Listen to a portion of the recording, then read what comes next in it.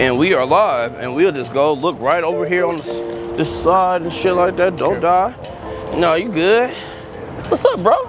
Man, you know, life. Life just happening like a motherfucker, dog. Man. Motherfucker cursing in the first minute. Hey, bro, sometimes you gotta get them words out. Nah, what's up with you though, dog? It's been a minute. Yeah, man. I'm out here shaking major ass right now, okay? Nah, bro, I've been doing this. I've been cool. Shit, nigga, I ain't seen you since when's the last time I seen you? Shit, last year, for sure. So, interesting thing about you, we've been friends since middle school. No, like, since middle school. And I remember one day in high school, because we had the same clique, I was cool with your cousin, Jason. Shouts out to Jason Lowry. I was cool with Jason, and then one day I don't know who I was with, but somebody was like, hey, let's go to the Guitar Center. I said, for what? They said, just come on. I said, all right, bet. So I go into the Guitar Center, walk in, all I hear is oomps, oomps, oomps, oomps. I gotta be 16 at the time, so I'm like, all right, I ain't never been in here. I ain't got no reason to be in there. Walk in, and you locked in like this. And what was crazy is I was like, hold up, Shruggs, you a DJ? And you just turn around, yeah. I said, when you was gonna say something? Hey, bro, if you know, type shit. Okay, so I was 15. Okay. I was fresh off my rocker phase, trying to make a band. You were trying to make a band? I was trying to make a band at first. Okay. I had a guitar, I had bass at my 100 house. Okay. Real spill, bro. Right. So I had to just accept that defeat. Like, I'm not gonna have a band. I'm not gonna be core. I'm not gonna you gotta let it go. Yeah, let it go, bro. Okay. Wayne is God right now. Yes, so very happens. much so. And so I started delving into more.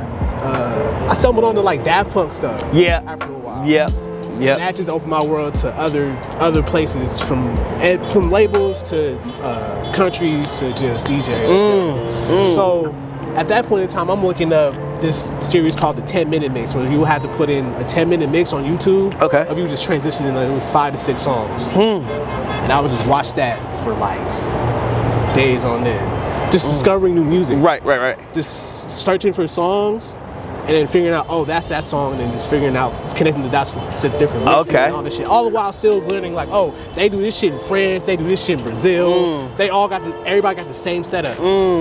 You know what's interesting? I think that's why your worldview was different. Because I remember you know a little bit about everything when it comes to music.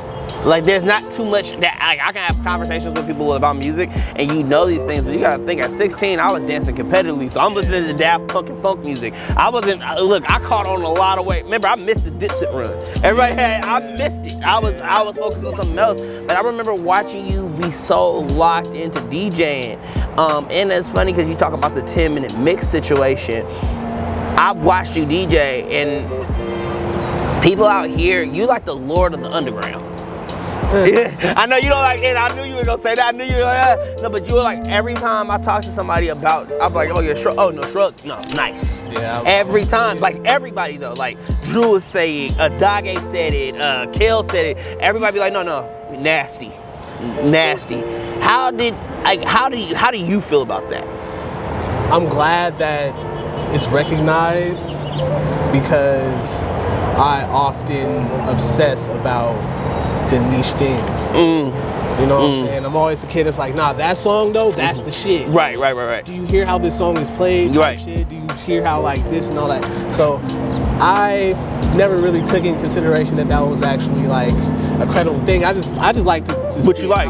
Yeah. What I like. I'm like, man, shit, if I like it, somebody else knows they gonna like it. And what's just funny about that, because you remind me of the ab soul of the DJ circuit, but you also, it's bro, we went to prom in the same limo and shit, bro. So it's we close best friends type shit. Hey man, niggas don't. I have a brand to make. No, fucking with you. Nah, yeah. You've been around me when I was faded. You've been around me faded a couple times, and I tried to drink the yak and threw it all up 10 minutes later. Yeah. So, but I say all that to say, I said the Ab-Soul thing because I was watching Joe Budden once, and Joe Budden was talking. He was talking to Ab-Soul, and Ab-Soul was like, "Yeah, baby, I'm the Lord of the Underground. I'm the best ever."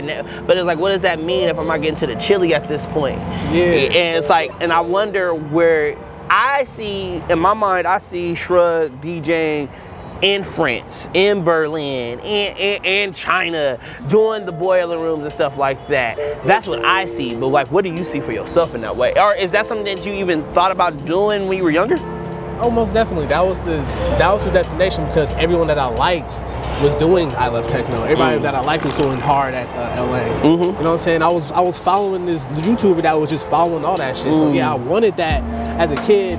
I feel like through the systems I went through, going to Oakland, fucking around with them, I feel like I learned the industry from their standpoint on like hip hop, as opposed to just straight electronic music. So EDM and like, stuff, yeah. EDM and shit is like, it's more so like you gotta like, it's more you know, insulated and all that, but it ultimately is for a good cause. Right. I feel like with the industries that we often frequent, delve into, it's always still on some destructive shit, because we're still on some subconscious shit with the mobs. Yeah, you know what I'm saying? Because you know, this shit, it was funded by it. But I think I also feel like sometimes it's a detriment to us too. Oh, yeah. Right? Like I think it narrows our worldview, right? Because it's like when I think about you DJing, and you know, Kel said that, it was like, no, Shruggs, go do that. Like I want to see you do that. I want to see you play the big stage, and you just being like, yeah, no, that's just what I do. I mean, another thing was like, kind of adapted this like mentality, I guess what my elders do, like just, you know, on some just acting like on some blues musician shit, like kind of like some type of niche, some type of like chip on your shoulder to keep this shit going and motivate yourself and getting back in this shit. That was kind of why I used to run around just like, man, fuck this shit. Yeah. Like, this is regular. This is supposed to be regular to somebody that does this shit on a regular basis. So I guess it was me trying to prep myself for that. I guess after a while I kind of stagnated, especially after 2020, to like get back to being like a normal person rather than trying to be this Miles Davis type thing. Well, it's funny because you were also very ahead of time. Like I remember when Yeezus came out. That wasn't, I have the strongest love for Yeezus just because I know what that was for me, but you were already in front of that before it came out. And now all of a sudden that same sound you were producing at the time too, it's everywhere. It's a surreal thing, dog. We caught it, funny shit, me and YT caught it when Pop Style came out with Ye on that motherfucker. Okay. He was like, blood, ain't this a beat that you would make? And I was like, damn, that is a beat I would make. You know what I'm saying? It's often a surreal thing to know that like what you think can be, you know, a mainstream to somebody else's perspective.